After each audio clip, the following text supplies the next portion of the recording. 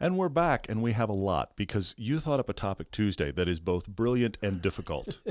So it's actually going to spread through multiple episodes. Okay. So get ready, everybody. We've got a huge topic Tuesday coming. So that's happening. We've got some news up front. Of course, car debates. We're going to get to finally some car conclusions. We've skipped that a couple times. So we're going to dive in. I have some news that I feel mixed on.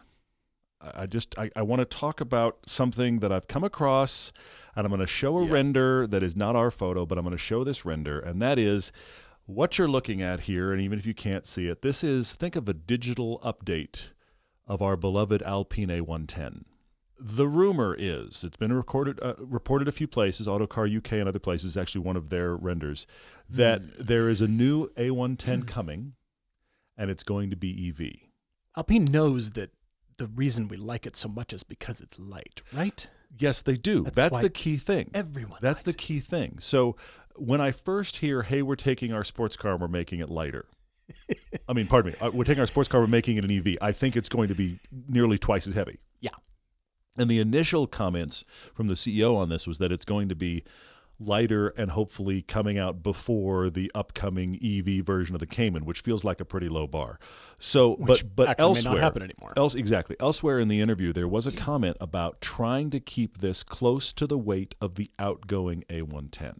If they really do that, the discussion in the article was they were going to try to make something that had that kind of weight that could accomplish 3 back-to-back laps of the ring and or a 300-mile range. These are the targets. What he said is, we're going to do what nobody has done. Exactly. That's what he's just said. We're going to do something. So this is why I feel so mixed on this, because if Alpine can really do an EV continuation of this car that drives anything at all like the current one and is anything close to the weight of the current one, I'll do a little happy dance. That would be a huge victory. But to what you've just said, nobody's pulled off anything like that yet. No one. Everything EV is heavy. Yeah. And the only places, and we've talked about it a few times on this podcast, the only places where there's been an announcement of a lightweight EV sports car coming, it's like startup think. It's not from a brand that's replacing a car. Right. So I hope this is real. I've said many, many times, if somebody would make an EV lightweight car, I say bring it. I'll come back to my Lotus Elise that I love. Nothing about that car I love because of the engine. The engine revs high, it's a manual transmission, but that's not why I drive that car. Right. It's not. Right. It's the lightweight and the interaction. Right. So if they can pull this off, huge victory. I'm just thinking they're calling a shot here that nobody else has pulled off. So I'm holding out hope. That's where I am. Alpine has Renault and Nissan behind it. Mm-hmm. Yeah? Yeah. Porsche and the Cayman has Volkswagen behind it. True. Big companies with a lot of resources. True. Porsche decided not that they couldn't do that, but there were delays. Well, I think it's possible, but there were delays. And then the market, at least in the U.S., has kind of been skeptical, we'll say. Vanished is another good word. Yes. Yeah. Yeah. Mm-hmm. So they're going to do what Porsche, Volkswagen haven't. I don't know, man. Bring it if they can. Yes. Agreed. Do it. Yes. Also, all the stuff you figured out for the Alpine A110 EV, do that for all of Renault's cars and all of Nissan. Fair. Just do that. Yeah, do the lightweight thing. More of this. Yes. Do that. I get you. Yeah. Apparently there was an R5 turbo EV that they showed off that many of the European journalists drove, which was intriguing. Amazing. And apparently that's the moonshot car, and they're going to use some of the stuff for this Alpine. Look, I put this firmly in the we'll see column, but it's gotten some press of late, and I wanted to talk about it because we've been talking about the A110 and just the hope for a lightweight EV. I just don't know, man. All right. Yeah, we'll see. Other EV-related bits of news. Volkswagen, owns the Scout brand, and they're saying, give us some time. They're saying it was going to be late 2026, maybe early 27. Could we have more time, And please? now they're saying, I need an extension. They're saying 28. And I'm very curious about that. I mean, we talk about it a lot on this podcast because it is so very current. The market is in total turmoil for EVs right now. Yes. A very good friend of mine in LA just bought a Tesla Model 3. Oh, right. And we were talking with him about it last night. Yeah. Because he came to me, because this is what we do for a living. He came to me and said, hey, here's what I need to do. He's got a pretty long commute a few days a week. Right. And we had this big conversation about what was right for him. And I was like, you need an EV For what you're doing, you just need an EV. And as we started talking about what to buy, it was like, just go get a Tesla Model 3. You know, I mean, he looked at a Bolt, he looked at a few other things, and there were a few contenders, but he bought this Tesla Model 3 for, I think it was $2,000 or $3,000 more than he wanted to spend, but not much more. Okay. And he's been very happy with it because it's perfect for his commute. Good. But he and I were talking last night. He got a killer deal on it because it's used. And we were talking about the fact that, and this is what I think Scout is wondering about. The last 2 or 3 years, they've been all these really, really good lease deals for EVs. But that was 2 or 3 years ago, which means they're about to come out of lease. And a car coming out of lease now goes to the lot, and they try to sell it to the second buyer, and there isn't. This is why my friend got such a good deal. He got a great deal on his EV. I think honestly, his Model 3 with like 40,000 miles was less than $20,000. And he's just commuting EV, and it works perfect for him. Yeah. But the point is, the thing he and I talked about, and I think the thing that continues is, because of the nature of these feeling to so many people like disposable items, there isn't a second buyer for an EV. And now the market is heading to a place where a lot of these leases are going to come out, and these cars are going to wind up on lots. And I don't think we even know what the floor is on a used EV now. This is the time to buy a used EV. Agreed, honestly. But there's got to be a lot of buyers like him. Wants to theoretically pay less than 20 grand or under. Yes. I need a commute vehicle. And he probably only uses it for that. Absolutely. He's still got other it's cars. Been great, but it's been great for him. That's the thing. It's perfect for him. Of course it is. Yeah. Just get that and be done. And I bet you there's a fair amount of those buyers that'll come out of the woodwork for commute. Yeah. And maybe just use it for that purpose only then. Well, because it was so cheap. I agree. And I think it's going to be, we may even wind up, except for the fact that it just doesn't get watched. But there's a part of me that's like, we should buy some used EVs. I mean, if you guys want to see that, let us know because we're curious. But I think there's going to be, I think we're going to discover a brand new floor for those cars. I think it's going to shock people how cheap you can get them. And into this market wades an expensive new SUV from Scout. When Volkswagen is already having trouble selling their EVs, this thing comes along to compete with Rivian, who we know Rivian is struggling in spite of their good products. Yes. So they're saying, give us till 2028. They're saying it has to do with manufacturing. I think it's just they're waiting the market out. I think they also just want more visual time to see how things are going to shake out. You think it's ready to go into the market right now? I think they could probably hit their target. I have no reason to know that for sure, but my suspicion is they've pushed it off a bit, and I think it has a little bit to do with what's going on in the market. Because I heard it was a little bit of funding, some factory funding stuff. We're still not sure. They have reasons. But I mean, they're backed. You're right. Those are the stated reasons. They're backed by Volkswagen. Yeah. Yeah. But this is still different. I mean, it's body on frame EV. This is unlike anybody else's offerings, in my opinion. So I say, bring it. Let's see how it does. And maybe buyers are attracted to this. But they did have to add the engine option. So now you've got both on board. It's even heavier. You've got the generator thing. But it's body on frame. Yeah. So if it's a real truck, nobody really cares how much it weighs. It's just going to do its thing. But I'm very curious about this whole part. I mean, the market at large and EVs specifically. They're waiting 2 years. Do you know how back. quickly the market is moving and how the industry and regulations are changing so quickly? For sure. Yeah, it's crazy. We're adding FCP Euro as our partners and supporters for both Everyday Driver and Hooked on Driving.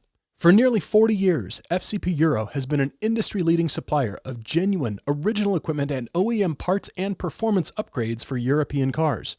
That means BMW, Audi, Volkswagen, Mini, Mercedes, Volvo, Porsche, and even Saab.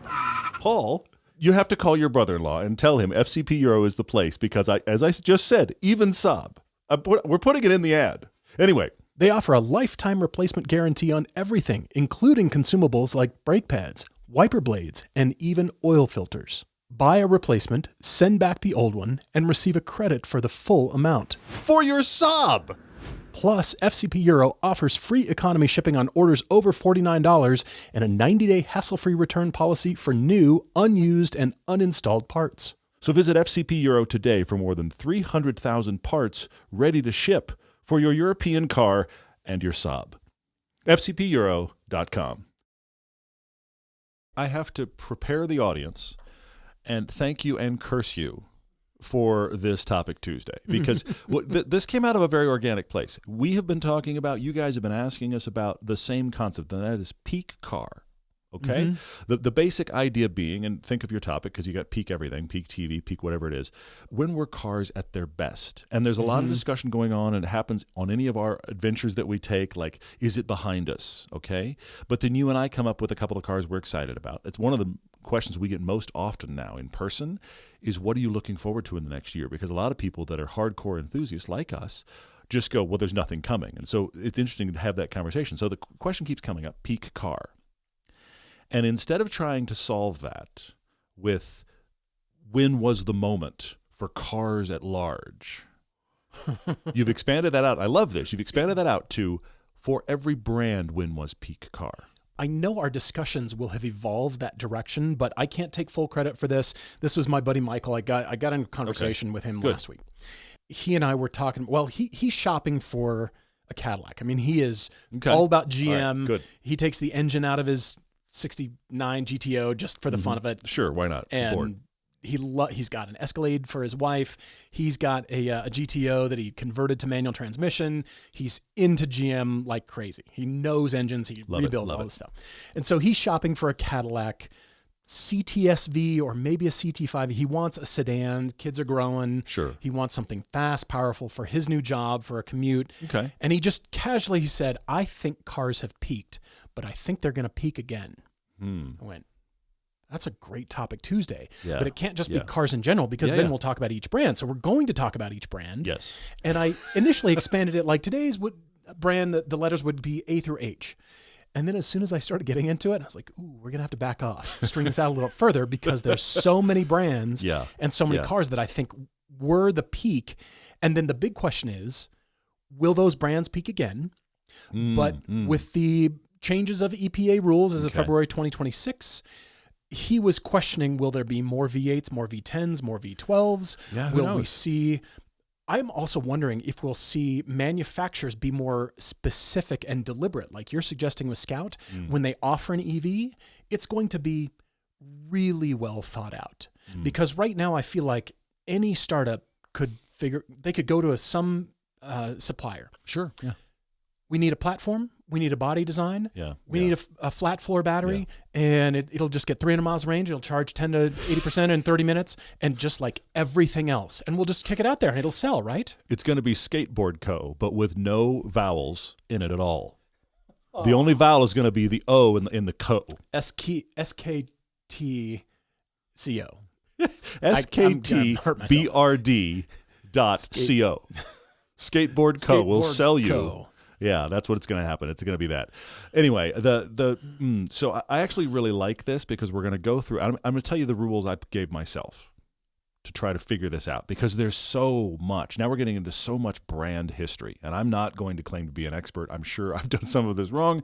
There was a lot of research involved, but I tried to go, okay, if I'm going to decide peak car for a brand, it's going to be, what was the year or small swath of 3 or 4 years where they were selling multiple really cool things in their lineup at the exact same time. Okay. That doesn't mean they couldn't come back, but I was trying to find, like, for each brand that I was coming across, what's a year that if you jump to that year, you can go, well, there's that, and there's this, and there's that, and there. Oh my gosh, there's a lot of cool stuff here. Okay. And that kind of convergence hasn't really happened at another time. And this was crazy, because I am all over the map on time frames. We're going to go Acura, which I admit I saved Acura till Honda. But okay, I did Acura. I will cover Acura. Acura to Dodge. And it's still going to take forever. It's 4 letters. It's still going to take forever. Yes, I couldn't believe this when I was researching it. What I love about this is there will be disagreements, and that's what makes for the perfect Topic Tuesday. Absolutely, yes. Here's what we think is peak car for each brand. Yep. Here it is. Will they peak again? Have they peaked multiple times? Will manual transmissions be more prolific? Will we see really curated and carefully thought out EV offerings? So they're not all the same. And there is good differentiation for technology, and that is a really, a great refined thing. Will there be more hypercars? Will we see even more gluts of high-end, super duper, whatever? These are the questions. I love it. So dive in. Where are you going? I am starting with Acura, and I did go by decade. The Acura NSX, first generation. This is a 1995 Acura NSX T with the Targa roof. It is brilliant. I think we can all agree that the middle 90s, the 90s, up to 2000, which allows me to barely include the S2000 because it was introduced as a model year 2000 in 1999. So technically speaking, this does fit in here. The mid-1990s for Acura and also the current 2020s are also a peak. So here was from the 1990s era. This is the 1998 Integra Type R, so a beloved car. Yeah, for sure. And then moving on to current lineup from Integra Type S, MDX Type S, and TLX Type S. I think Acura is in a renaissance. I think they're peaking again. I think they're currently peaking. You know one more what? time. I think I agree with you on that. These I are think fantastic cars. all of those cars are excellent. All three of those. You're right. Right now, walking into an Acura dealership, I can't believe I'm saying this, you might be at a peak. We actually currently are driving the new Acura MDX Type S. We've driven it before. Yeah. The current version is priced at almost $78,000, but it is fully loaded. Yeah.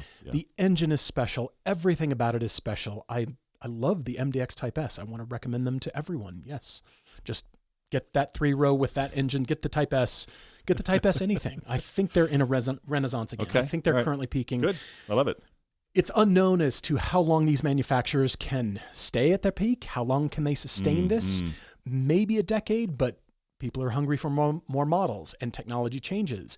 And so new things come out. So I think we're in a great time with Acura, but we'll see if they can hang on to it, just like any car company. Moving on to Alfa Romeo with a unique style, I think, in the mid-'80s and the late 2000s. I do have a notable exception with the 2013 Disco Volante. I think it is special. It is unique, special, yeah. Beautiful. I just want to look at this car from every angle. I just want to keep looking at it. It is really cool looking. It's so special. Yeah. Also, the 1981 Alfetta GTV6. My neighbor in my neighborhood, a guy in my neighborhood had one of these, and I could not believe it.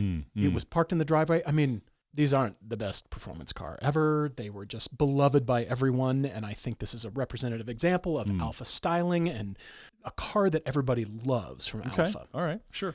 Also from that era is the 1988 Alfa 75 1.8 Turbo.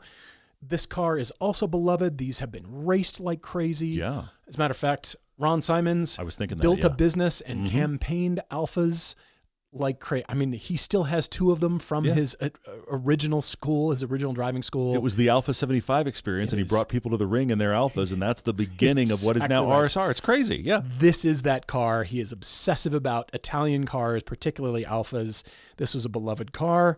Also, the RZ really stuck out to me from 1989. Alfa RZ style that I had never seen before. I didn't know you could make a car that looked like this. I've never driven one. I don't know how they drive. I think they're not the greatest ever, but I don't care. It's good stuff. It's very good stuff. And then lastly is the 2007 8C Competizione. There was the regular 8C with a carbon fiber instrument panel, and then they added the Competizione, and I love this car. I think it's so beautiful. Interesting, okay. I know Clarkson kind of ended up not liking it. Yeah. I think I need to drive and have a go to determine. Well, but he also completely panned the BMW Z8, and it has had a renaissance where people can't buy those fast enough, and they dipped for a while, and now they've climbed way back up. So it's all relative, yeah. Moving on to Aston Martin. I love the current Vantage. Okay, all right. I think it's so special. I really want to like the F1 team a lot more. I mean, all the pieces are there. I want to like them more. I'm really I see it. Yep. warming to the F1 team, but this is an exception because I don't think that was the peak. Also, I am showing an Aston Martin 177. This is my guilty pleasure cars, I'll say. I know. I just love the style. I love the physical, imposing presence of this car. I've only seen them at car shows. I've never seen one driving around. Yeah. I heard the transmission ended up not being that great. Yeah. But who cares? Gold foil under the hood, and what a beautiful sculptural, huge, amazing GT car. So Vantage 177 are the exceptions, and the James Bond effect is where I think Aston has peaked. They have good products, they have cool cars, but they're not at a peak. They've just kind of been going along, and they bring out the DB12, so like, okay, it's another car to separate wealthy people from their money. Okay. Okay, but sure. Peak, oh, you see a DB5 and you just melt. Yeah, they're very cool. Beautiful, stylish. And they're worth so much. Continuation cars. I what a piece. Yeah, I see it. I love it. Good. So I think they peaked way back in the 1960s. Moving on to Audi, I think Audi peaked in the 1980s and 2000s. First of all, with the 1985 Sport Quattro shown here. Also in the 2000s, the 1988 to 2003 Audi TT, the original. Yeah. I was in school, design school at this time, and everybody was like, you can design a car that looks like that? Yeah. This started for me the era of disappearing bumpers. There was not a separate bumper shape. Yeah. It was hidden behind this. And I know it was a Golf chassis underneath, and, you know, TTs are down, well, not sold in North America anymore, but still. What a fantastic design. Everybody was saying baseball stitched leather. Everybody. People that didn't even know what that meant. People weren't even sure what a baseball was. Yeah. And then also from the 2000s, the original, the Type 42 R8, first generation, 2007 to 2012, manual transmission, V8 with the side blade. Love the side blade. Yeah. Beautiful car. I think of all the R8s, the original is the best. I like how it drives. Yeah. I think this is Audi peak right here. Okay. They're doing some cool things. We just heard about the new RS5. Yeah, the Estate new RS5 coming out. wagon. Available in a wagon with EV and the 6-cylinder in it. I think it's getting like 600 and something horsepower. It's not going to be slow. Yeah. RS6. There have been other RS cars. You know, good stuff. But I think the peak for Audi again is that Sport Quattro, TT, and R8. For BMW, I'm going to just suggest one car and one car only, and it is the Z8. Really? Okay. 4.9 liter V8, All right. making 400 horsepower that came out of the M5. Yeah. It was an homage to the 507, and when it came out, it instantly looked old and new, and it still looks old and new. That's good. That's very good. Timeless. Yeah, sure.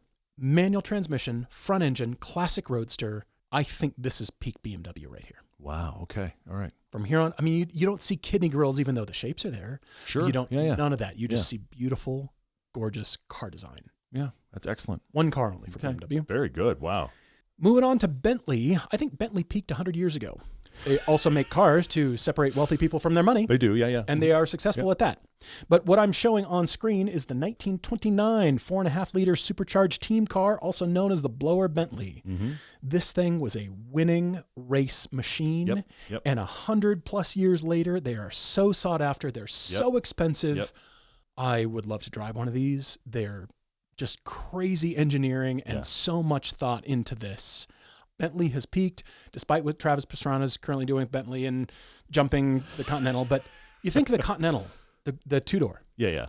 It looks the same as it has for like 20 years now. About 20 years, yeah. It's they just keep slightly it's become their 911. They make that car and they change some of the lines on it. That's what it is. Yeah, for sure. Okay. But peak Bentley, everybody thinks Blower Bentley. Back 100+ All right, years. sure. Yeah. On to Bugatti. Spend a little bit of time here on Bugatti. Okay. Because I think Bugatti has bookends currently. Okay. They peaked almost when the company was founded, and they have peaked again with the Tourbillon. Old and interesting. new. Okay. All bookends right. for Bugatti. Because this car, the Type 35, I don't know if you're aware, but built from 1924 to 1930 with a straight 8 engine. I got to see one of these at Sotheby's in Beverly Hills, be raced in a back alley. I've told the story. So crazy. The straight 8 engine sounds like nothing else. Superb engine. So one of the most successful racing cars of all time. This thing dominated Grand Prix, road rallies, hill climbs. It achieved approximately 2,500 victories in its time. That's unsurpassed and unheard of by any modern car. The Type 35, I'm fascinated with this car. Yeah. And after that experience, here's an unrestored version here. After that experience, I actually produced some artwork. So for my last term at Art Center, I did kind of an homage painting. So this is my artwork actually. And I painted a Type 35 just because I wanted to explore the car. I just wanted to paint and draw. And so I drew a bunch of them. And this was the painting that I ended up with. And then for the bookends, moving on here to the current Tourbillon, are you aware that it is a V16 built by Cosworth? So from the Type 35 straight 8, they have 2 of them in a V. Excellent point. This is the through line. That's great. Okay, I see it. 2 straight 8s. Wow, yeah, okay. In a car. Yeah, all right. It's all right. not a P-51. It's not. Yeah, I hear you. You know what okay, I mean? good, yes. It's not an airplane. Here is that V16. Yes, I think the design is striking. I think it's an amazing car. The interior's better. Love for the Veyron, love for the Chiron, but the Tourbillon, I like the refinements to the design, and those are W16s. This is a V16. Interesting. Cosworth, again, 2 straight 8s. It harkens back to the Yeah. original racing car from Bugatti. Hadn't thought about that. That's good. I like that Brilliant a lot. car. Yeah. Now we're going to move on to Buick. Okay. I won't spend too much time because Okay. you're all going to laugh. Hopefully, we're going to do it right. Okay. Because Buick peaked in 1987 with a car called the GNX, which had a quoted 276 horsepower at the time from a 3.8 liter, 6-cylinder turbocharged engine. Yep. But they really wanted more out of it. The guys working on the car wanted something extra special. Yeah. And so the output of the GNX is, even though it's stated at 276, the actual output is apparently closer to 300. And it was the fastest production car in 1987. So, and it's a Buick. and it's just a crazy. Buick. Yeah. So this car was also tweaked by ASC McLaren. So that was a partnership between American Sunroof Corporation and McLaren Engines. That company tweaked the suspension slightly and the transmission. So it does have a slight through line, a little bit more power. They only built 547 of them. This is the peak of Buick. Have you been to the Buick website? I mean, don't do it because you'll fall asleep instantly. I don't know that Buick will ever peak again. This was Buick's peak despite its long history. I know it, you know it, and Kendrick Lamar knows it. Very nice. Very nice. Moving on to Cadillac, the tail fin era, of course. This is the peak tail fins in 1959 with the Coupe de Ville. But also, currently, it's a little bit of 2 decades here. One of my favorites is the 2011 CTS-V Sport Wagon. This thing is awesome. This is one of the cars. This is the conversation my buddy Michael we're having. He's like, I'm looking at sport wagons. I was like, you should get a sport wagon from 2011 and get the manual. And he's like, well, maybe we'll see a little bit older. And so I also told him about the Q interface. I said, well, if you buy those cars, that stupid Q system, we hate it. And he's like, oh, I'll take that out. I'll replace the whole thing. I was like, of course Sure you will. Of course. Yeah. Got it. So he's, no reservations in buying one of these either.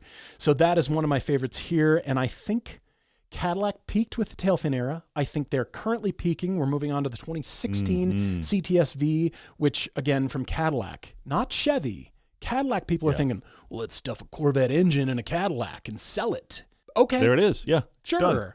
This is also one of the cars Michael's looking at. Yeah. And then moving on to modern cars, the Escalade V, of course, a SUV with almost 700 horsepower that starts in sport mode in your garage. Sounds pretty good to me. And Excellent, the yes. CT4V and CT5V Blackwings sedans with absurd horsepower, great handling, and a manual transmission. All from Cadillac. From Cadillac, yeah. They Agreed. are currently peaking, and they have a new F1 team. Cadillac is doing it right. I see it. Can they hang on to this peak? Is my Interesting. big question. Yeah. I hope so. Because they're currently powered by Ferrari engines for the Formula One team. For the opening season, yeah. 2 more here. Chevrolet. I only picked Corvettes because I am in love with the 1990 ZR1, the C4 Corvette. Yep. It's 3 inches wider. You can tell on the back. So if you're not quite sure, it's a little bit wider. Yeah. And it's an engine designed by Lotus, built by Mercury Marine, stuffed into a vet. It's a completely bizarre engine to be Such a hot rod. It's so cool. Corvette ZR1 and the current Corvette ZR1. Okay. Especially the X. All right. What's next after this? Sure. Yeah. What are we going to do? Is it just Yeah. crazier styling, if that's possible, and more power? Can we? Okay. All right. Yeah. Are they entering, like, we're going to build a Tourbillon for $300,000. It's going to have 11 radiators, oil that you can't afford. The tires wear out in 12 minutes, but that's okay because the gas will run out in 10. There you go. Perfect. Or something, for all sure. the Bugatti things that everybody love to repeat. So these 2 from Corvette.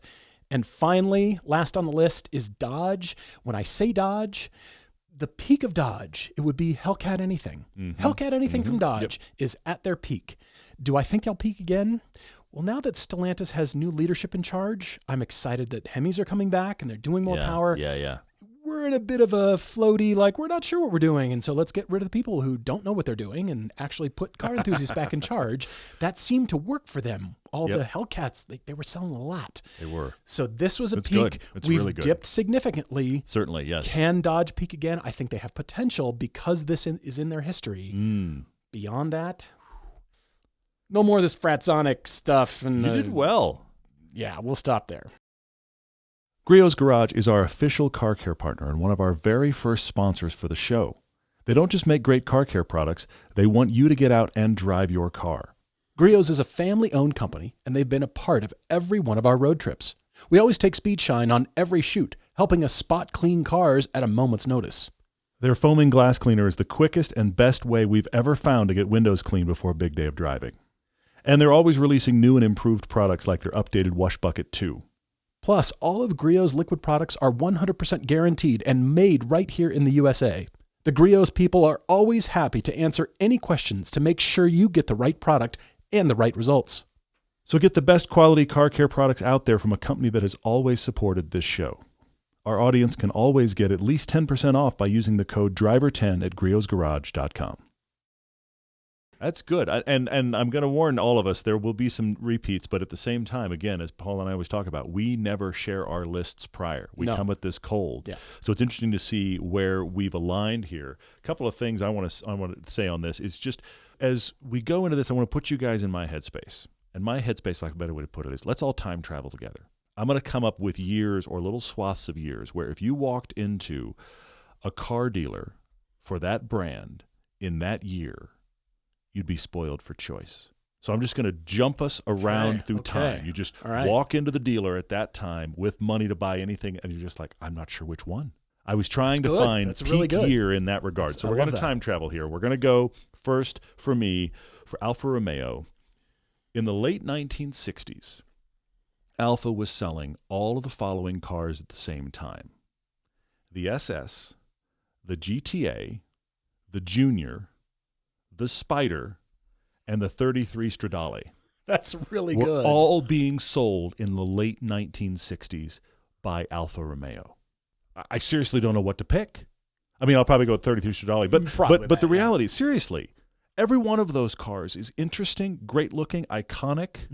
I'm not picking them because I think they'll be the best thing. It's the 1960s, but they're not going to be terrible to drive. I love your dealership approach. That was the only way I could get my head around this. And, well, yes. All of that is being made right now. Yeah. I can't even believe this list. SS, GTA, the Junior, the Spider, which of course is iconic. Everybody thinks that was the Graduate. I'll be honest, because of the Graduate, I think this car was the only thing Alfa was selling at the time. But all of the rest of these are there at the same time. I had a buddy in high school that had a GTA. Oh, really? Yes, that I for years I've been confused with which one he had, but it specifically was a GTA of this era, which is an amazing car. The Junior, come on. I mean, that is Alfa Romeo in the late 1960s. All of that is available. That boggles my mind. So now we're going to jump because we got to go Aston Martin next. Yep. It's 2009, 2010. Okay. And Aston Martin is selling the DB9, the Vantage, the DBS, the 177, and the Rapide, all at the same time. Go get yourself a V8 Vantage with a manual. Go get yourself a 177. 4 doors? How about a Rapide, sir? The Rapide was so cool. I wish they'd do something like that again. It was cool and misguided all at the same time. They're they're worth nothing.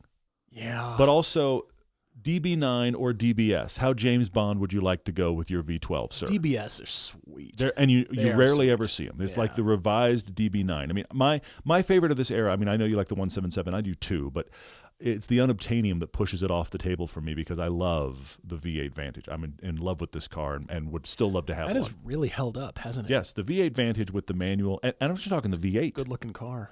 No, I mean, I know the V12 existed, but just a V8 with a manual. Yeah, but I wonder if the V12 is going to be heavier front end. That's characteristics what I've heard over and over and over. Destroyed. Cool, 2009, 2010, all of these are available from Aston Martin. That is an astonishing list. It really amazes me. It's good. Moving on to Audi. In 2006, you could walk into your Audi dealer and get all of the following. The A3 hatch. Uh-huh. Okay. How about the A8? I think this is peak A8. This is the Volkswagen Phaeton era of A8. That's true. Although I love the A8s before this, the one slightly... You and I swap on this because you like the one prior. This is my favorite A8 by far. This is the Phaeton era. This is like 1,000 pounds lighter. So if you had this A8... Exactly you'd have right. your Phaeton again, much lighter. Much lighter. Love it. And the interiors on these are gorgeous and they work. Yeah. This is also when Audi was nailing it in interiors. True, but think about this. 2006, that A8 is available. The R8 is available. Yes. At this same time, as is the RS4 and the Audi TT. And a cool TT. It's the revision, but who cares? This is 06 at Audi. TT, RS4, R8, good. A8, and A3 hatch. And the other thing I like about this is all of these have a little bit of their own personality. I feel like after this, all the Audis became same car. You have no idea which one you're looking at. It's an A6, it's an A8, it's an A4. I don't even know anymore. All of these have personality. The A3 is a cool little hatch. The A8, I felt like, was winning the big sedan war at that point. Oh, yeah. In spite of the Phaeton existing, I thought it still was winning. The R8 was like, what is Audi doing? They did what now? I mean, even with the partnership with Lamborghini, everybody was still like, Audi did which? Yeah, that's an Audi? Yeah. The RS4, in spite of being still a car with the engine out in front of the front axle, was a genuine, you should buy this maybe instead of the M3 discussion. Like that discussion existed. And these are so much fun. They're very cool. It's the R8 engine in that thing. Exactly. A little sedan. And the TT. And the TT. That is 2006 at your local Audi dealer. I like the dealership and year thing. When you walk in to go buy a car. I had to get my brain around it somehow. That's good. That's how I did it. BMW in 1990, which doesn't feel that long ago until you see the cars I'm about to list. In 1990, BMW was selling all of the following. Again, this is 15 years ahead of where we just were for Audi. We've gone back in time. The 7 Series at BMW in 1990, I feel like was the peak of the 7 Series. You do. Oh, that was the long nose, chiseled looking 7 Series. Yeah. That was a fantastic car from BMW.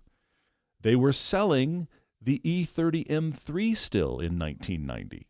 Isn't that interesting to think about those cars sitting in a dealership? Were they at dealerships? That was still inside the model run. Was 1990 was still inside the model run of the E30 original M3.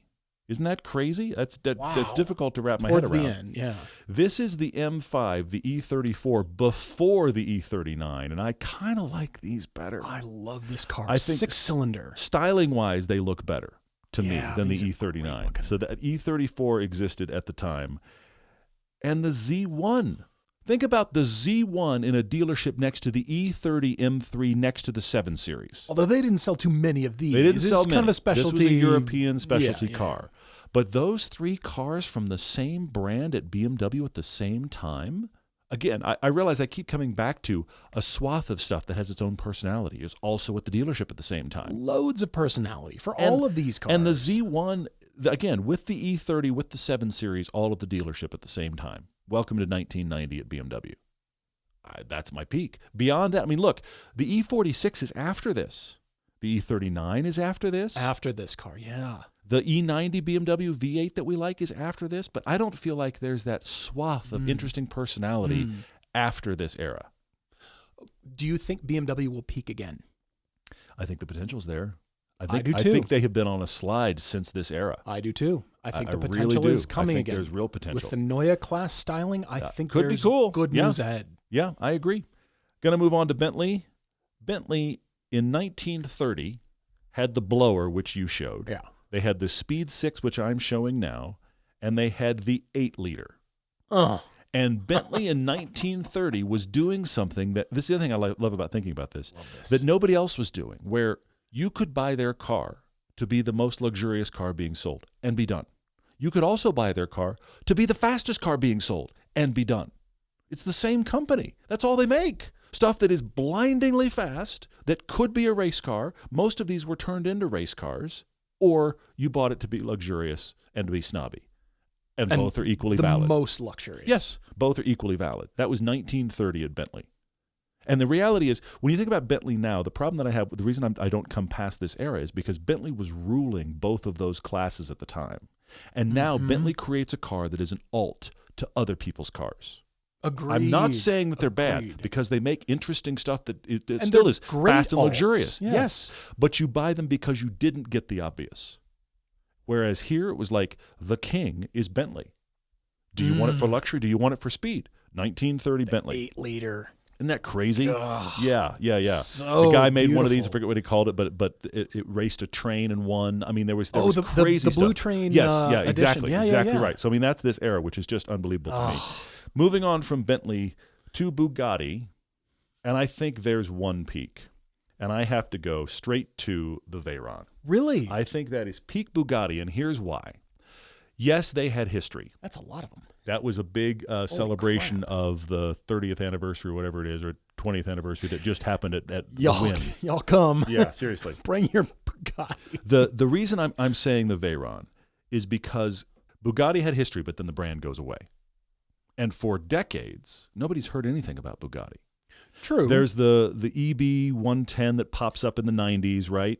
But generally, it's just it's a non-thing. Okay, it's a big historic name that doesn't really have anything. Yeah. And then this drops, and when this dropped, it was the king of everything. It was the most expensive. It was the largest engine. It was the king of luxury. Drive it across country. Oh, by the way, it's the fastest car on the planet. Mm-hmm. Oh, by the way, it does 0 to 60 faster than any sports car you want to put with it. It was all of those things. True. Good points. In one vehicle. That's now, great. here's the thing. That's great, yeah. I don't think it was attractive day one. I don't think it's aged that well. But this was an atom bomb on the market. I've grown to really like this. Okay. I didn't like it when it Okay. came out. I'm skeptical, but I've grown to like this. I mean, I think it has aged well only because we know what it is. That's Fair. for me. I'm Fair. speaking for me personally. Yeah. I don't think it is an objectively attractive car. I think the Chiron's more attractive than this, and I think the Tourbillon is more attractive again, as they've refined this. Yeah. But now they're refining the moonshot. This was the moonshot. Interesting. This was the car. Literally, it's like this was the car that when it came out, it's bring all competitors. You want to talk luxury? We can talk luxury. You want to talk speed? We can talk speed. You want to talk 0 to 60? I got you there too. Everybody memorized stats about this car Yes. because they were so mind-bending. Yes. Like, can you believe the tires wear out and the engine Yes. oil costs this and Totally. the service is $27,000 to get it oil change? And This is why YouTubers are still buying this car. yeah. Because at the time it came out, nothing could touch it in any conversation. And Bugatti is known now for this. They're known for, I hate to say it this way, what's the new version of the Veyron? It was the Chiron, now it's the Tourbillon. If you have 2 extra Bugattis laying around that you'd like us to do a series with, just- write to bored. everydaydrivertv@gmail.com to lend us your Bugattis. Or give them to us. We'd take your Bugattis. Tourbillons, Chirons, we'll take your extra Bugattis. We're bored and have garage space for Bugattis. That's fine. But that's Please why continue. I win here. Buick was interesting to think about. Isn't it, though? But I found a group. Did I you? found my dealership group for Buick. Okay, I'm excited. The mid-1960s, 65, 66. I'm going to show a bunch Okay. of cars at once. The Okay. LeSabre, that is the Riviera GS. Oh, yeah. There's also the Wildcat, which I had totally forgotten existed. Mm. And there's the big guy, the LeSabre, again being shown. The reason I'm showing all of these is because there's an interesting thing that happens in the mid-60s. Imagine a W knocked over. All of them have a W grill. They have a peak on either corner and a peak in the middle, like you took a Oh, you're W saying and you knocked it forward. This shape right here. The shape of the bumper is a W laying on its side. Okay. And Buick comes into its own here, and they all look like nothing else on the market. They all have personality of their own. We're talking cars with the same basic grille, but at different sizes. So this is, Interesting. for Buick, what the tail fin era was for Cadillac about a Okay. decade later. Okay. And I'm not claiming these are the best driving cars, but I'm just saying for this brief period of time, Buick stands out. They don't look like anybody else. They don't just look like, Briefest period of time. seriously, They stood out. they don't just look like cars that are also ran by GM. And this Riviera GS keeps getting hot rodded by people because it's just mean looking. It is mean looking. They're really cool. If you look the Yeah. Riviera GS up on just Google anything, you'll find so many cool builds of this car. I've tried to find one that looked like a nicely restored close to stock because a lot of them are nowhere near stock. Yeah. But they're just angry with these opening vents here for the lights and stuff. Yeah, they're so they're cool. very cool. They're But it's cool. this W front end that I think that was the iconic moment for Buick where you could walk in the mid-60s and they all had that look and they all looked mean. And it's which cars for you. Moving on from Don't Buick. go to the Buick website. Don't go now. You're going to be highly disappointed. But I'll save you. I'll save you. Here's where we go. Cadillac. Okay. I think Cadillac is peaking right now. Yes. And the first car I have up here is the questionable one, but there's a reason for it. I've got the Celestiq up. Okay?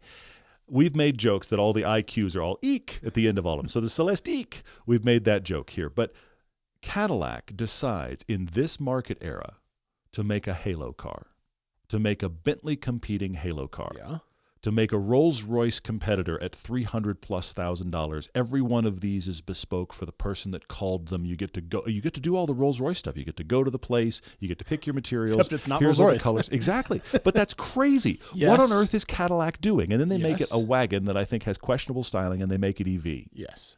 But that is, again, Bugatti-style moonshot thinking. Fair. Okay? With the Celestiq. But at the same time, we have the CT4 and CT5 Blackwing. Yeah. You just sit musing. In our time travel event here, you're saying, I'd like to buy a great engine, great dynamic, manual transmission, four-door sedan. Well, at certain times of our time travel, you could find lots of options. But right now, yes. you walk over to Cadillac, of all places. Chevy doesn't even want to take your call. You'd think Chevy would have nothing. something. We can show you a nice Blazer that doesn't look like the Blazer. Exactly. So Cadillac, right now, will sell you a CT4 or a CT5 Blackwing, and we know the CT5 is continuing, which is craziness. Yes. And at the same time, we have the Escalade V. The Escalade is the car in the early 2000s that separated Cadillac from its old man status. Yes. It separated it out. It had become the hip thing to have was an Escalade. But now with the V, this has the personality from the CT5 and CT4 Blackwing, but in a big family hauler? A giant box. What is it doing there? But yet it exists. I can't believe this. And also in the showroom at the same time is the Lyric. Okay. Which, look, the Lyric is not like everybody run out and drive one and buy one. But at the same time, when you and I drove it, there's nothing wrong here. We were actually pretty impressed with it. It's an excellent execution of a 5-seat EV that feels like, this is crazy to say, a value for money. $66,000, $67,000, somewhere in there? This should be $80,000 based on what everybody else charges for EVs in the market. Now, let's be honest. It's a dressed-up Honda Prologue. It's a dressed-up Blazer. It's the same chassis. Yep. But the point I'm making here is, what a breadth of product at Cadillac right now. I mean, I wish Currently. it didn't end up looking like that. I would have loved the Celestiq to look anything but that, but I agree. this is where we're at. But so here's the thing I suspect. not everybody's perfect, right? I'm looking forward to seeing a Celestiq in person because I suspect it has presence for days. I suspect when you see one in person, even if you don't love the styling, you just can't help but look. Fair.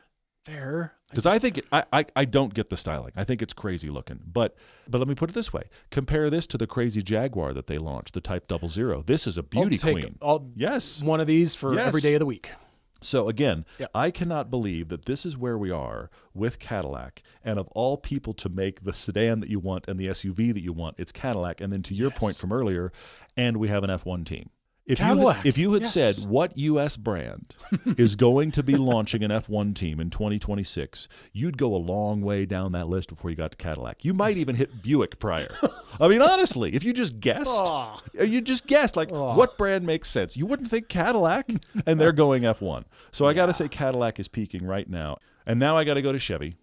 And the best era for Chevy was 1990. Let me just paint a picture. This is a Blazer, everyone. This is a Blazer. This is the K5 Blazer that we actually want. This is what the Blazer really looks like. But it's 1990, and in your local Chevy dealer is the K5 Blazer, but also the ZR1 Corvette that you thought up. Also the Beretta. Oh, my gosh. I forgot about Beretta. Which is, here's the thing, objectively not a great car. In its time period, oh, my gosh, that's a Chevy?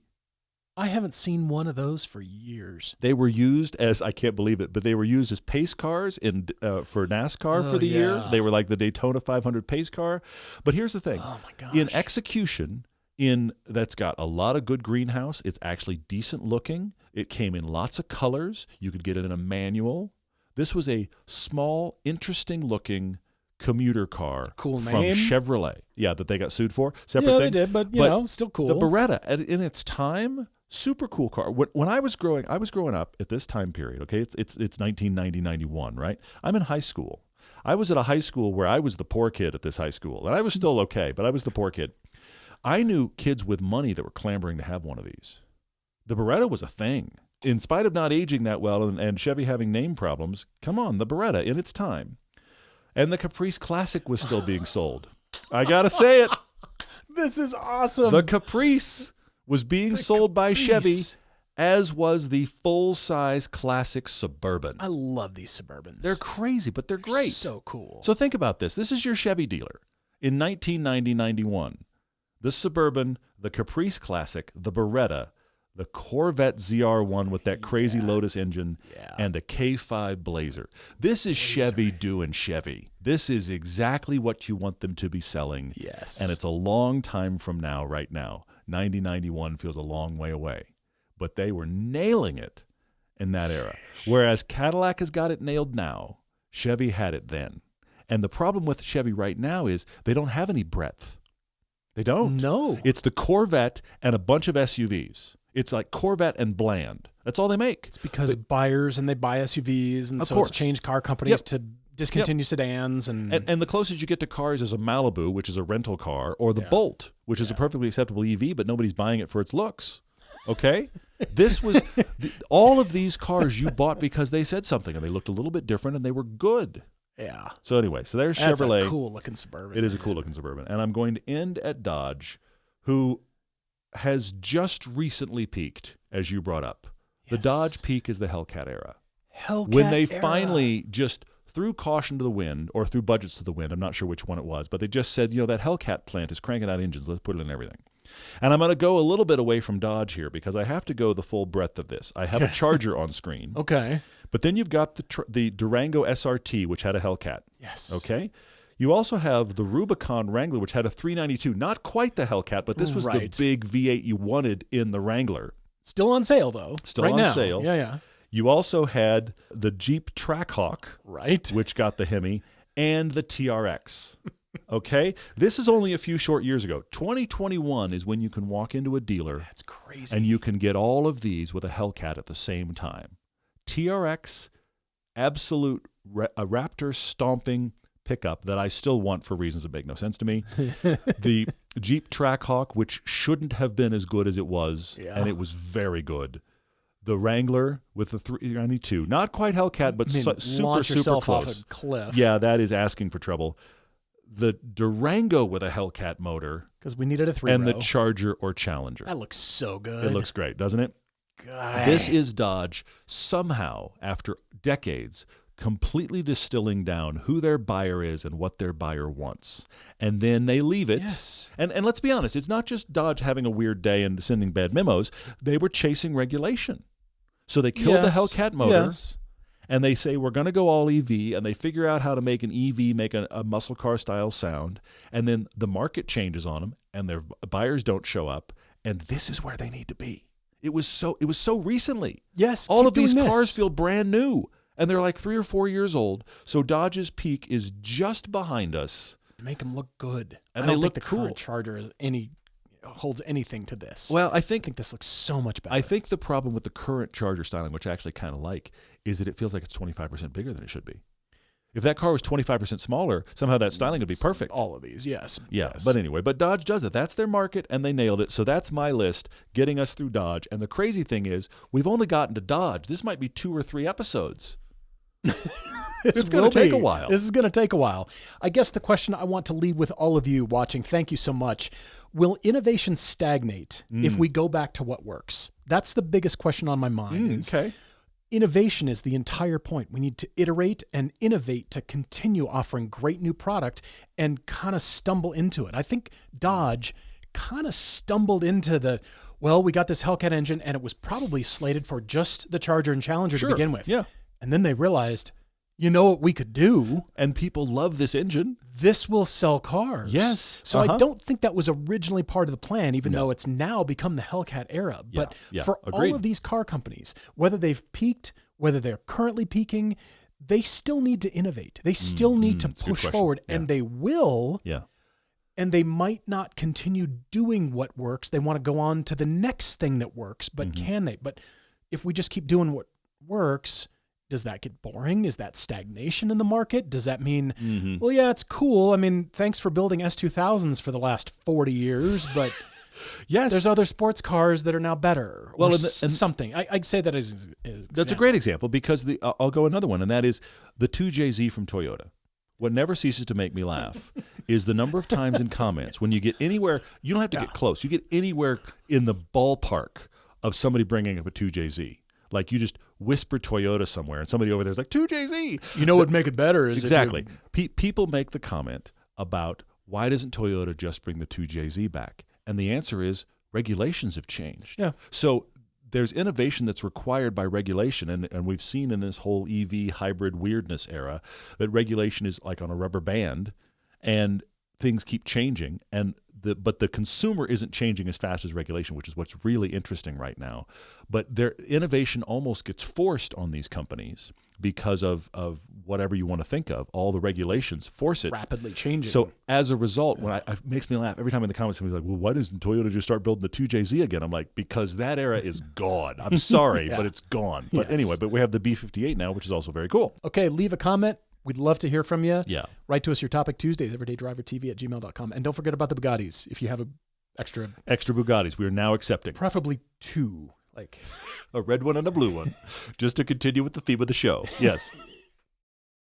Since you're listening to us, you'll end up shopping for your next car very soon. And when you do, you need Autotempest.com. Any car, anywhere, at any price, Auto Tempest searches all the major car listing sites on the web, local or nationwide. And Auto Tempest has recently added price history for every car listed, so you can see how prices are trending and know if you found a good deal. You can also create search alerts and lists of saved searches so you can find your perfect spec even easier next time. Search on any device, in your browser, or as an app for Apple iOS and Android. New, used, or unexpected, Auto Tempest is how we search for cars. Go to Autotempest.com/everyday so they know we sent you. Auto Tempest. All the cars. One search. February 28th to March 1st, Hooked on Driving is going to Laguna Seca for a 92 decibel day. You can find registration at Hooked on Driving right now. Also, March 14th and 15th, Ridge Motorsports Park, Pacific Northwest, is holding a 2-day event. Going to be fantastic. We love Ridge Motorsports Park. It's a great track. One of our very Such favorites. a great track. It's so cool. Also, Sonoma Raceway on March 19th is the California Sonoma Raceway Kickoff.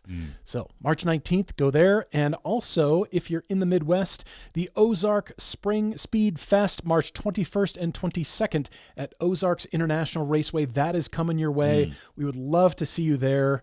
We've heard great things and lots of technical conversation around Ozark International Raceway. Yeah, people really like that track. Cool. I'm excited to see it. Hooked on Driving for all those events. But the big event for 2026 is COTA, Circuit of the Americas in Austin, Texas, May 30th through 31st. That is a Saturday, Sunday in Austin, Texas. We will be there. Signups are happening. Plan to come. We don't know what's going to happen with track rentals for 2027 and beyond. We've been told that it's going to a club-only model. We've been told that clubs like us will no longer be able to rent a facility. We just don't know. But nevertheless, we think 2026 is your year. So COTA registration, May 30th, May 31st, Saturday, Sunday. Pick your run group and come on out. Trailer car, drive there, rent a car. You've got to do whatever because it's a really cool track. And finally, Pilgrimage 2026. Spots are going fast. I had a conversation with a person just earlier today who called with like a couple of last questions before they signed up.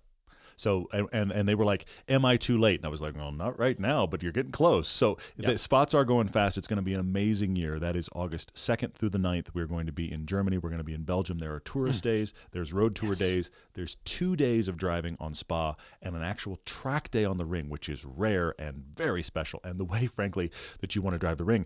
So you've got to come with us. It's going to be a great, great trip. It is not a cheap trip until you start comparing other trips. And then it's about the same, and you're in Europe with instructors, helmets, all-inclusive, rented car, gas. It's all included. It's going to be awesome. So, again, that's in August. Signups are available now. Signups are available for a little bit longer unless it sells out, and it is getting close. True. HookedOnDriving.com, everydaydriver.com/adventures for all of these events, plus the U.S. Utah Adventure in September. We'd love to see you at all of them, any of them. Looking forward to having you. Kevin K. writes to us feeling conflicted. He's written before asking us about driving roads in Utah when he was on his honeymoon 8 years ago. So we gave him some suggestions, but now on to his dilemma because he's got a 2013 Shelby GT500 with suspension mods, bolt-on, smaller pulley, larger heat exchanger, the crossover pipe, Ford performance mufflers, cold air intake, a bunch of stuff. Produced 675 horsepower and 660 pound-feet of torque to the wheels. Mm-hmm. He had that car. He also had a 2019 GT350, which he left stock. Mm-hmm. He sold the GT500 because he needed a truck. He had that. Clearly, he built it out to his perfect spec. He loved it the day he sold it, but he needed a truck, so he sold the GT500, kept that stock GT350, and he figured the reason he sold it also was because he realized it had gotten too precious. Like, he'd open the garage. This is his description. He'd open the garage and look out, and there were clouds in the sky, so he'd take something else. I read that sentence. I bolded it, Kevin. He wouldn't take the car out if there were clouds. Clouds. I mean, that may be actually the cleanest definition we've ever seen for too precious with a car. I mean, I guess, storm clouds, but still, because it means it's going to rain. But then, you know what? I'll give you a tiny pass because that means more work to keep it clean, but your car's not made of sugar, and the whole point is to drive your car. Yes. But he said the last couple of years of ownership, maybe in the last 2 years total, he may have put 1,000 miles on it. So he realized not only does he need a truck, but he's not driving this, and he's getting more and more precious with it. So he sold the GT500, even though he loved it. He kept the GT350 and vowed to drive it more, but realized he actually preferred the GT500. So since he had that GT500 that he sold and he realized he enjoyed driving it more than his GT350 he said, I know what the solve is. I'll buy a newer GT500. So he bought a 2021. Cycling through GT350s, exactly. GT500s. And he said even though he wasn't expecting economy car fuel economy, he realized that in 75 miles, he'd go through half a tank. But he does admit he was going 85 to 90. So that's part of it, well, I have to say. There you go. But he realized that he wasn't going to road trip that car. So now he needs something fun and fast that he could take on road trips.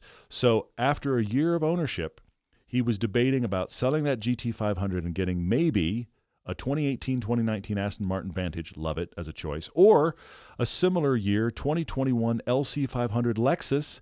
He was looking around. They were both on either side of $80,000. He bought the LC500, and this is where this whole car debate gets weird for me because he says, it's been an absolute dream to drive, perfect on highway cruising, effortless. He's taken on 2 road trips so far. He couldn't be happier. He just wanted to keep going. It was comfortable. It was fast. It was fun. He loves it.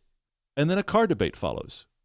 This is where I'm confused. There's no but. There's no and as a result, I need something. He's just like, I have found the perfect car for my needs. And he follows with, so what should I buy?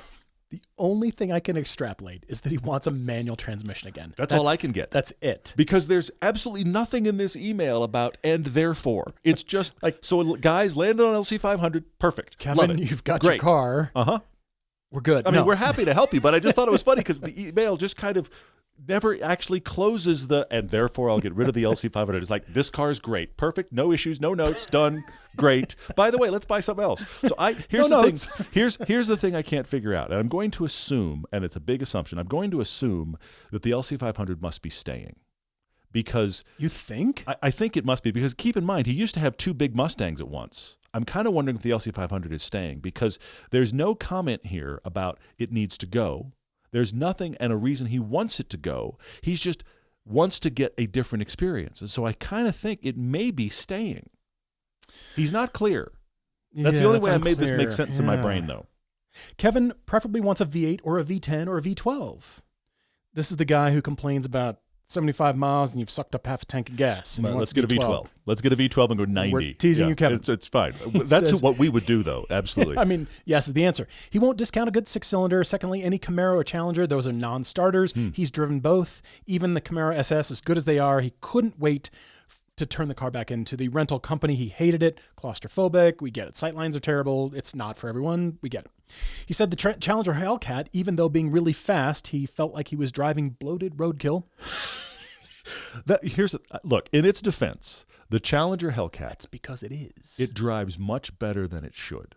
It is You're up to notch one? Incredibly athletic for a car as big as it is. But at the same time, it is one of those cars where you never ignore the fact that it's big. You're constantly aware that it is enormous and very powerful.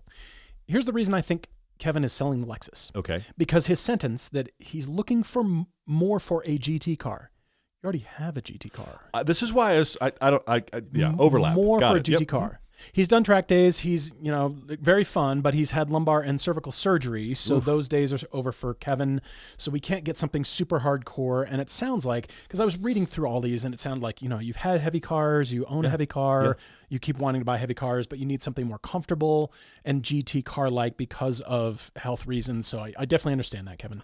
He wants a fun, fast, great sounding GT car that can handle back roads and mountain driving with ease, like the $1 Million Highway. Love it. And most important for the search, he can stretch his budget to $80,000. So I'm thinking he would sell the LC500 because he's got the perfect GT car. He has a car that has it. Legitimately, I can't overstress this. In this email, it's very clear he has nothing about the LC500 he wishes was different, which is why part of me is just thinking this is an add-on car because he really wants something with a manual and he wants something that is a little more GT car than some of the hardcore stuff. So I'm kind of reading this is an overlap car because I'm really struggling with why are we getting rid of the LC500? I mean, if you do, the first car that popped to my mind, Kevin, is this. The 2018 Mercedes AMG GTS. Here's one in bright yellow. It is a fantastic car. GT car. I mean, it's in the name. You want a GT car? Yes. This is called the GT, and it's brilliant to drive. And these are $80,000 and under. My recommendation is that you go buy one from Florida because I found you one there with 7,200 miles for $82,000. So right in the sweet spot. Love this thing. They're great. Gorgeous. They're fantastic. It's a GT car because it says it on the back of the trunk lid. It's in the name. It's on the tin. But I think there's a better car for you because you do say you want to go back to a manual. Mm-hmm. And of all the GT cars that are out there, you want a new experience. By the way, Kevin, I think you shouldn't run home to mama and get another Mustang. Do not get another Mustang. You've had Mustangs. You've had them modified. Mm-hmm. You've had the 350. Mm-hmm. You've had the 500. Two 500s. You know what they drive like. Well, he said because he liked that original 2013, 2014 GT500 so much, so he just buy one again. And I agree with you. I think let's get something that's totally new. No more Mustangs. Yep. So, welcome to your new Audi R8. You can get a V8, you can get a V10, you can get either engine with a manual transmission. I say drive it. These are also not made of sugar, and so you can drive it in the rain. Go put the miles on these things. Now, caveat, yes, you will have to look on Audi R8 forums. There are issues for each different engine configuration and model years. Yep. Some cars have more issues than others, but every car has its own quirks and issues and foibles, stuff to pay attention to, stuff to maintain. But apparently the R8 V8 was easier to get to for, what was the Phaeton engine problem that you had? I had some weird problem on the Phaeton, and it's the same engine as the R8. And I remember our mechanic saying, if you just had the R8, we could get to it with our hands. And I was like, well, I don't have the R8. We got to figure it out the Phaeton. Anyway, so yeah. Another reason to buy the R8. But I'm sure the trade-off was there's some other plug that was right on top of the Phaeton that is now buried in this car. But anyway, yeah, that's Volkswagen. Get one with the side blade. Don't get V8, V10, manual transmission. It can do the GT car thing. You can wind it out to its 8,250 RPM red line for the V8. It sounds great. GT car, fast. You want something that will handle great mountain roads. It can cruise on the highway. I say R8 is the sweet spot, my friend. You might have to spend a bit more, but if you drive it more and you love it more and the car isn't sitting, isn't that worth it? That's very good. That's very good. Well, I'm going to have some overlap with you, I have to say, but I've got three for you, Kevin. Let's see. We're talking about $80,000, V8 or above, ideally manual, which is interesting. I'm going to assume that the LC500 is staying. It's completely baked. It's baked my noodle. I don't understand why we would get rid of it if we like it so much. But I'm going to start the exact same place you ended, Paul, and that is why not get an Audi R8? I love these things. There's your manual. There's your GT car. Get the first gen. Yes. There's really no reason to not get this. I also think whether it stays or not, this is a fantastic place to go. Whether the LC500 stays next to this in the garage or this is the replacement, still very cool. Those would look good together. Those would look great together, That also justifies two different platforms. Yes. Front engine, mid engine. Yep. Manual, automatic. Auto. Yep. Exactly. Totally agree. So I'm going to keep on from the R8. I've got another one for you, and that is get yourself a V8 Vantage. Just here's the thing. This is as close as I can get you to the LC500 experience with a manual. This is kind of an LC500. Now, it's going to be quirkier. The LC500 is at Lexus. It's just going to keep running. But this has an interesting V8. You said you really like the V8 in your LC500. This has an interesting V8. You can get it in manual, and they are timeless. Now, the LC500 is also timeless. Yeah. That is a car that in 25 years we're going to be going, that's a gorgeous car. That's the same thing already happening with these early Aston Martin Vantages. So I have to say that this with a manual would be a great, great choice. But then I started thinking, okay, whether the LC500 stays or not, you keep coming back to the GT500 Mustang. So I'm wondering if what you're missing, what you're actually wanting, in spite of wanting to lean GT, is big V8 muscle car. That's what you're missing. But you need it to GT, and you need it to be manual. So I have my actual GT500 alt, and that is the C7 Corvette Grand Sport. That's a sweet-looking car. It's a great-looking car. They made it in a really awesome maroon really late, and it's almost purple, and it's great-looking. But it's great. But again, the C7 late model Grand Sport Corvette is, if I had to find the middle ground between the Mustang GT500 and the LC500, it's this car. That's like the dead center point between the two. That's good. So I think if what you're wanting is that more muscle car American V8 feel with a manual, this is where you go. So I'm going to leave you here with this as the genuine GT500 competitor because, again, you've owned two. Let's not get one a third time. Yes. Let's move on to something new, and this is the one that gets you closest. So there's where I'm landing. Kevin, enjoy the drive, enjoy the search. Use autotempest.com/everyday so they know we sent you, and we're looking forward to hearing what you end up buying that doesn't have Mustang on the badge. Look forward to hearing from you.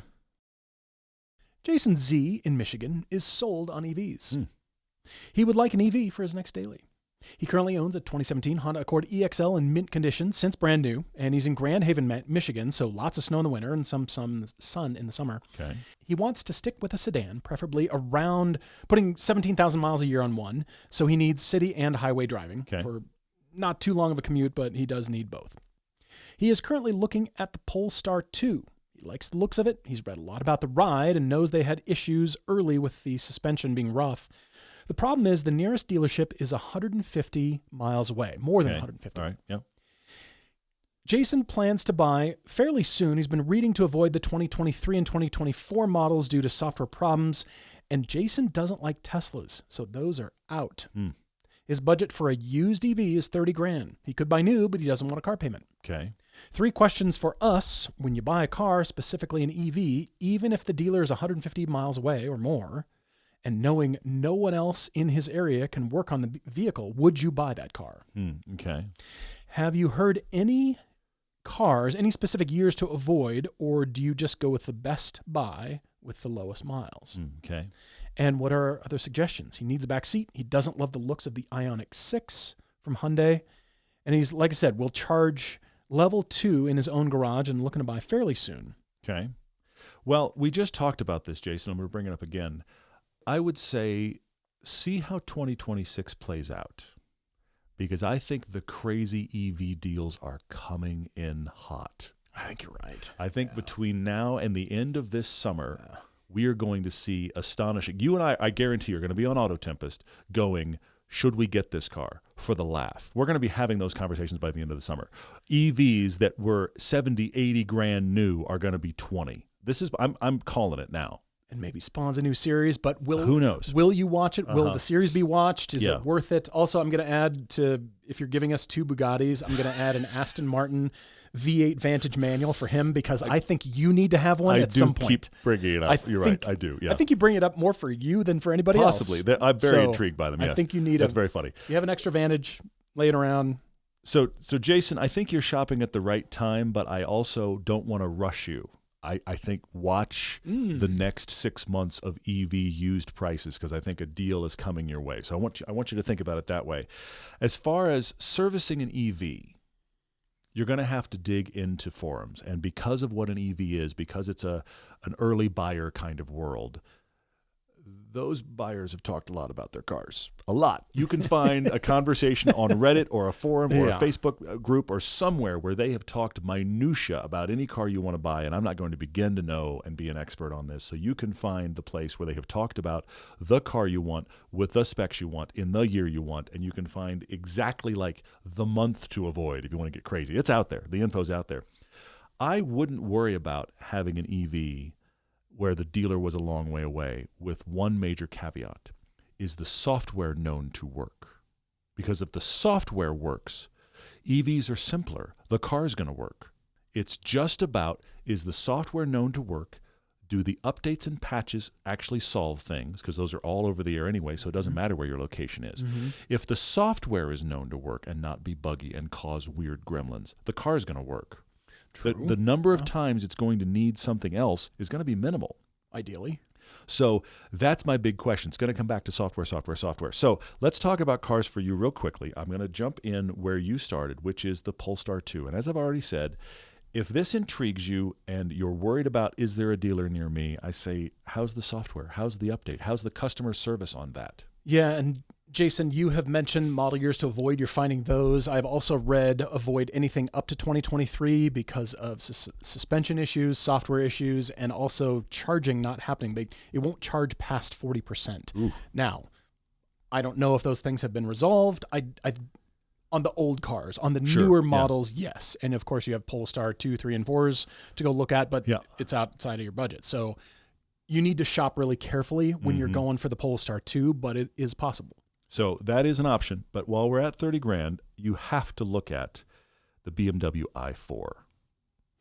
When we drove this, there's going to be some overlap here. We've got a test drive coming on this, but we got a test drive already out on this. In spite of the fact this has the beaver teeth, which I don't love, when we drove this, we talked about the fact that if you're a commuter, this makes a lot more sense than an M3. It's M3 kind of power. It's actually surprisingly good dynamics. These were pretty expensive new, but they've dropped like stones. They're going to keep dropping. There's no second buyer for it, but it is an excellent EV. Yeah. So the i4 from BMW. And then I went looking. I had just a wild card idea. So I went looking. Okay. I just thought, is it possible? Your budget is $30,000. And again, I'm also keep thinking about what's the next 6 months like. Your budget's $30,000. You know what the bottom of the market is at $30,000? $30,000, like I'll already push. 35 is the floor of what I really think you want, the Lucid Air. $35,000 is the floor for these cars right now. And if you have 40 to 45, you have nationwide choice. Now, my question for you, Jason, my question about this purchase, where are these in 6 months? Because the floor's already 35. They're only going down. These are excellent. These are really, really good. And their software updates have been very good. I know Jason Fenske bought one of these after he had a Tesla. He had a lot of unkind experiences and things to share with Lucid, but then they came back with fixes, patches, solved his problems. So they are listening and they are solving. And when you and I drove one in our ice cream run thing, we've struggled with the one pedal driving. And we reported that back to Lucid.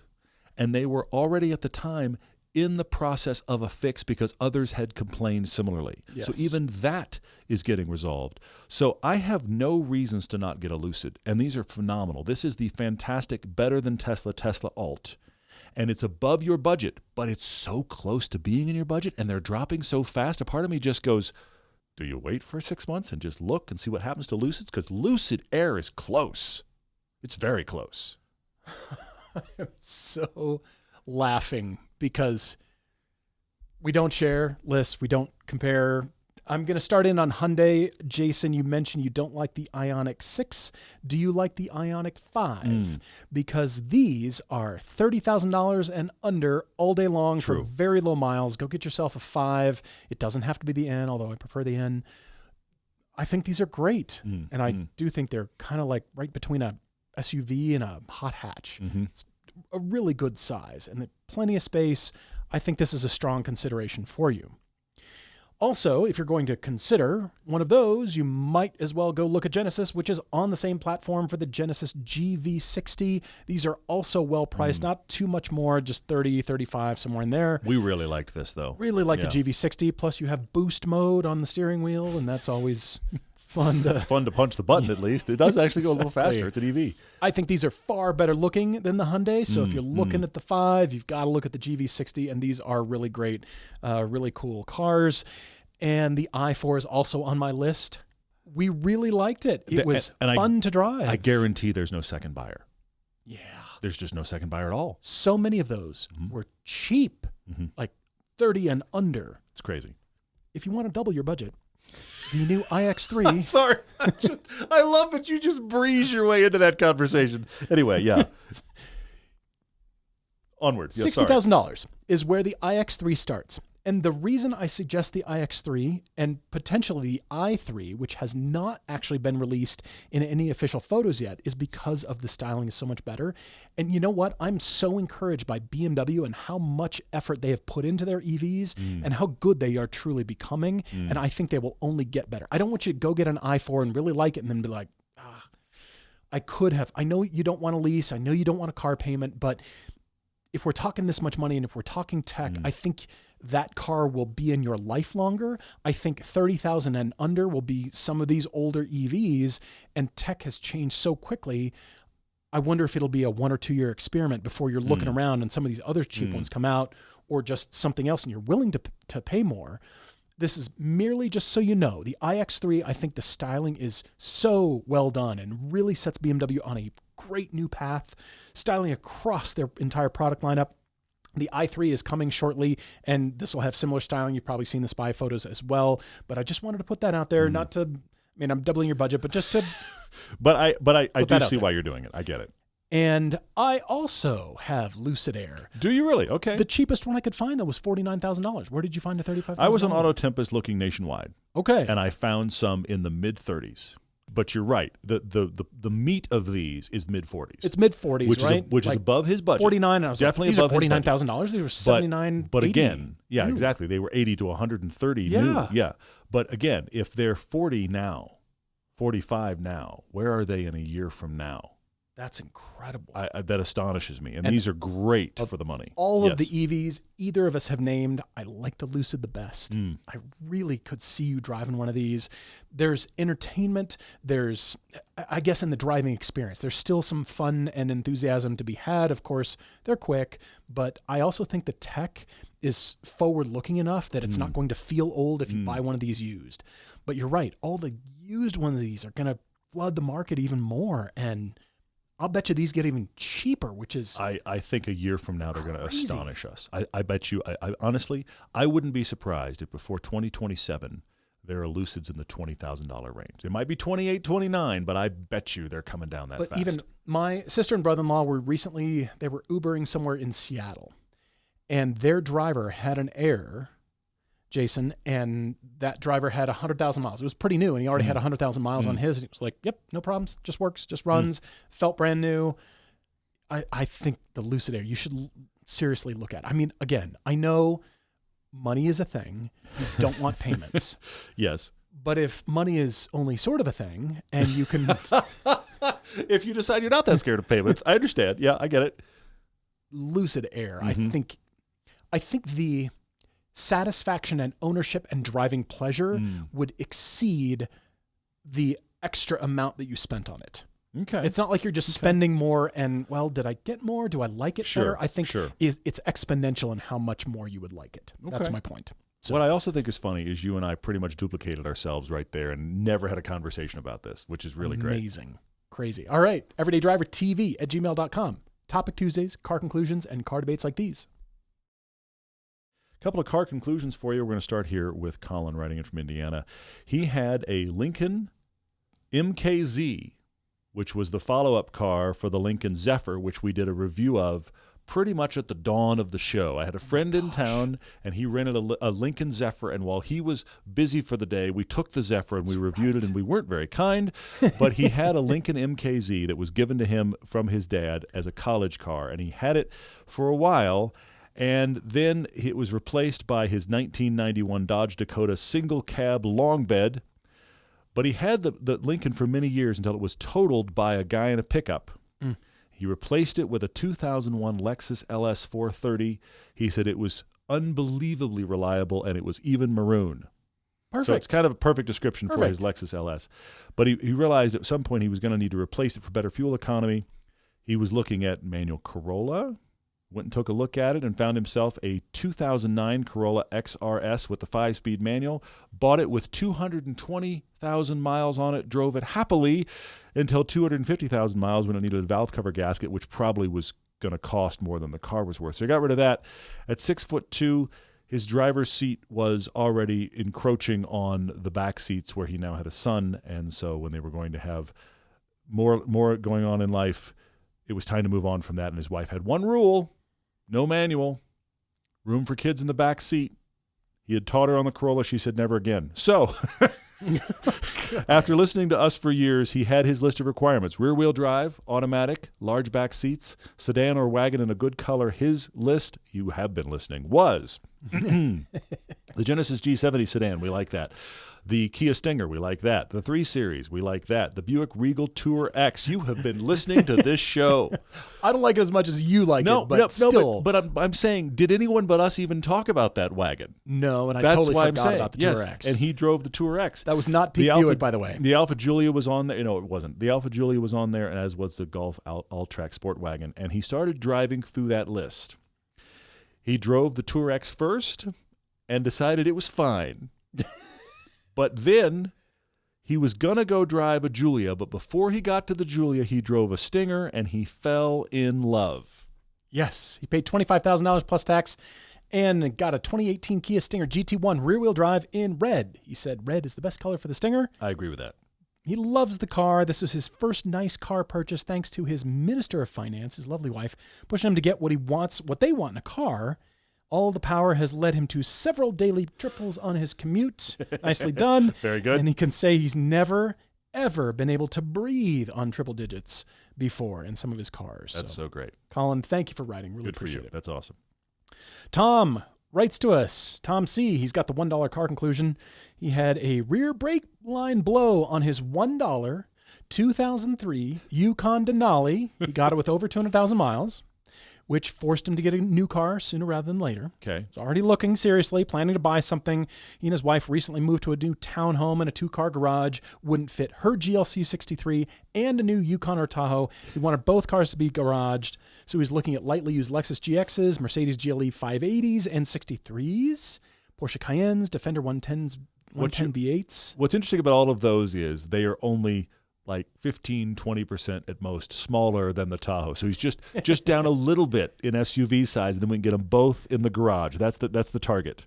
$1.03 Yukon Denali. Yep.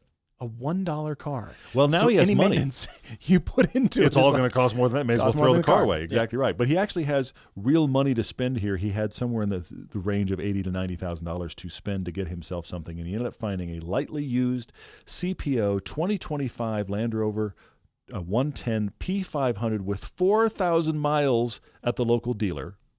Now keep this in mind, 4,000 miles on it. It is a loaded, barely 1-year-old Defender, CPO. It was a $107,000 MSRP. With 4,000 miles on it, he got it for $85,000, and he is thrilled. I would be thrilled as well. It's no $1 Yukon, but that's still a deal. That's a good deal. Yeah. Yeah, lightly used 2025. That's brand new. It's great. It's perfect. Brilliant. Yeah. Tom, well done. Yep. Well bought. I mean, Amazing. the $1 car was well bought, and then you threw it away. And they both fit in the garage. This. The Defender will fit in the garage next to her GLC 63, so that's a bonus as well. Guys, thank you for all your questions. Really appreciate it. Write to us on social media, too, for all your imminent social media audience questions. We love it. And like I said, all your Topic Tuesdays, those are great. This will continue. I'm thinking maybe just I don't know. the letter F for next time. Ferrari, Fiat, and Ford. That's going to be a lot. It's going to be a lot. We'll get through it. We promise that there will be more this year than just this series, but it's going to take a bit. It is going to take a bit. Maybe F and G or F through.